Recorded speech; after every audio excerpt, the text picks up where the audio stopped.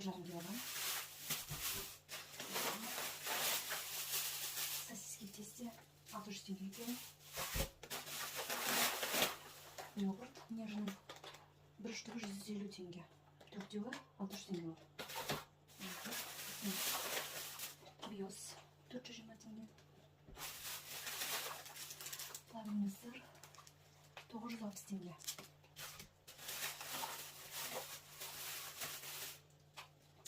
Йогурт нежный. Нештен бұл бізде 520 тенге.